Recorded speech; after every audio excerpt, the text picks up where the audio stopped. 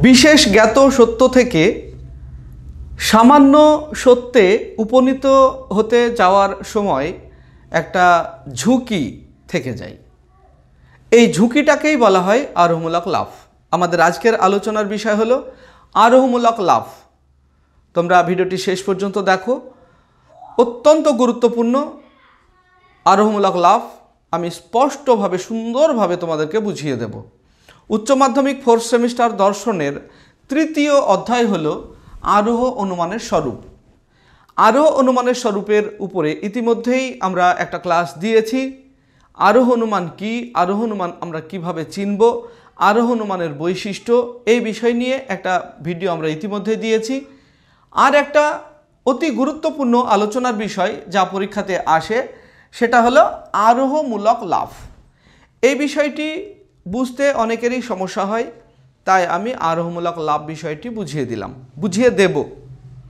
তো দেখো, এখানে আমাদের একটা দৃষ্টান্ত দিয়ে যদি আমি বুঝিয়ে দিই তাহলে অনেক পরিষ্কার হবে তোমাদের কাছে। প্রথমত ধরো, আমি জীবনের প্রথমে একদিন প্রথম যে কাকটি দেখেছিলাম সেটা কালো। দ্বিতীয় দিনে যে কাকটি আমি দেখেছিলাম সেটাও কালো। 1 নম্বর কাক কালো, 2 নম্বর কাক কালো, 3 নম্বর কাক কালো। মানে আমার জীবনে দেখা যে কাক, সেই কাকগুলি কালো, অর্থাৎ অন্য রঙের কাক দেখিনি। তার মানে কি, এখানে 1 2 3 4 5 6 7 8 9 10 এইভাবে আমার জীবনের দেখা কাকগুলির যদি সিরিয়াল করি অনেক সংখ্যা হবে।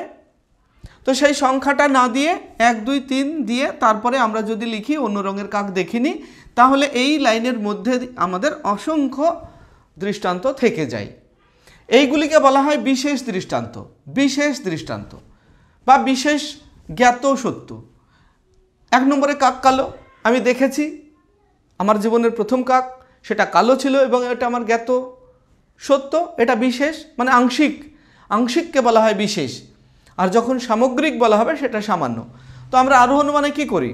আরোহ অনুমানে বিশেষ সত্য থেকে সামান্য সত্যে উপনীত হই। মানে আমাদের বিশেষ কয়েকটি দৃষ্টান্ত পর্যবেক্ষণ করে যখন একটা সামান্য সিদ্ধান্ত প্রতিষ্ঠা করি তখন সেটা আরোহ অনুমান হয়। তো এই আরোহ অনুমান প্রতিষ্ঠা করতে গেলে আরোহমূলক লাভ অবশ্যই থাকবে। যদি আরোহমূলক লাভ না থাকে তাহলে কোনো যুক্তিকে আরোহ অনুমান বলা যাবে না। তাহলে আরোহ অনুমান হতে গেলে সেখানে আরোহমূলক লাভ থাকবেই।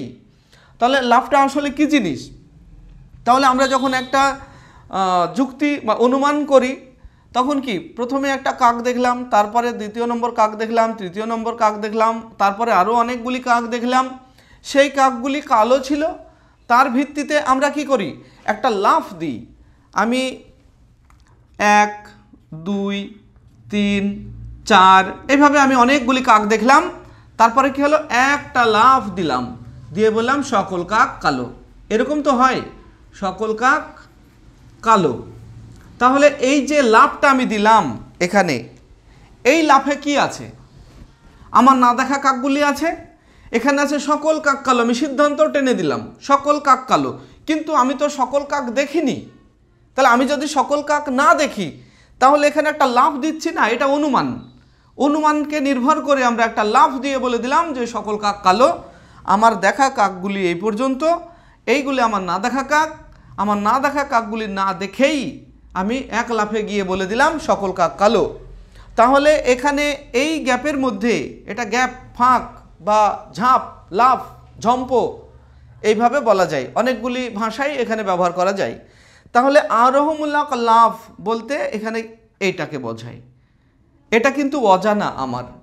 এইখানকার কাকগুলি অন্য রঙেরও হতে পারে, কারণ এই কাকগুলি আমি দেখিনি। ধরো দক্ষিণ আফ্রিকাতে আমরা শুনি যে সেখানে নাকি সাদা রঙের কাক আছে। সেই কাকগুলি তো আমি দেখিনি, তাহলে সেই কাকগুলি আমার এই লাফের মধ্যে থেকে যায়। আমি লাফ দিয়ে বলে দিলাম সকল কাক হয় কালো। তাহলে এখানে মূল যে সংজ্ঞা, আরোহমূলক সংজ্ঞা, এই লাফের সংজ্ঞা, সেটা কি, বিশেষ দৃষ্টান্ত পর্যবেক্ষণ করে, মানে কয়েকটি বিশেষ দৃষ্টান্ত বিশেষ দৃষ্টান্ত মানে এইগুলি সব এক একটা বিশেষ। তাহলে বিশেষ দৃষ্টান্ত পর্যবেক্ষণ করে যখন আমরা সামান্য সিদ্ধান্ত প্রতিষ্ঠা করতে যাই তখন একটা ফাঁক থেকে যায়। এই যে ফাঁক বা একটা লাফ দিতে হয়, সেটাই হলো আরোহমূলক লাভ। এবং এটাকে ঝুঁকি থেকে যায়ও বলা হয়। ঝুঁকি, কিসের ঝুঁকি? এই ঝুঁকিটা হলো সত্য বা মিথ্যা হওয়ার ঝুঁকি। মানে আমার না দেখা কাকগুলি যদি সত্যিই কালো হয় তাহলে সকল কাক কালো বাক্যটা সত্য। আর যদি এমন হয় যে আমার না দেখা কাকগুলি কালো নয়, অন্য রঙের আছে, তাহলে আমার এই বাক্য মিথ্যা হয়ে যায় সিদ্ধান্ত। তাই এটা বলা যাবে না সুনিশ্চিতভাবে যে সকল কাক কালো, সত্য না মিথ্যা। তাহলে আরোহমূলক লাভ আশা করি তোমরা বুঝতে পেরেছ। কতগুলো মানে বিশেষ দৃষ্টান্ত পর্যবেক্ষণ করে যদি আমরা সামান্য সিদ্ধান্ত প্রতিষ্ঠা করি এবং সেক্ষেত্রে আমাদের যে লাফ দিতে হয় বা একটা ফাঁক থেকে যায় বা ঝুঁকি থেকে যায়, এই ঝুঁকিটা হলো সত্য বা মিথ্যা হওয়ার ঝুঁকি। এই ঝুঁকিটাকেই বলা হয় আরোহমূলক লাভ। আর আরোহমূলক মানে আরোহ অনুমানের একটা গুরুত্বপূর্ণ বৈশিষ্ট্য হলো আরোহমূলক লাভ। আরোহ অনুমান মানেই আরোহমূলক লাভ থাকবে। তো যাই হোক, আশা করি আরোহমূলক লাভ কি এটা বুঝতে পেরেছ। আমরা এর পরবর্তী ভিডিও নিয়ে আসব আরোহ অনুমানের ভিত্তি, এ বিষয়টিও আমাদের বোঝা দরকার। তারপরের ভিডিওতে আমরা আনব আরোহ অনুমানের শ্রেণীবিভাগ। তাহলে মোটামুটি এই অধ্যায় আমরা বুঝে নেব। তো ভিডিওগুলি তোমাদের কেমন লাগছে সেটা অবশ্যই তোমরা কমেন্ট করে জানাও। আসছি পরবর্তী ভিডিও নিয়ে। সে পর্যন্ত সবাই ভালো থাকবে, সুস্থ থাকবে। ভিডিওটি শেষ পর্যন্ত দেখার জন্য ধন্যবাদ।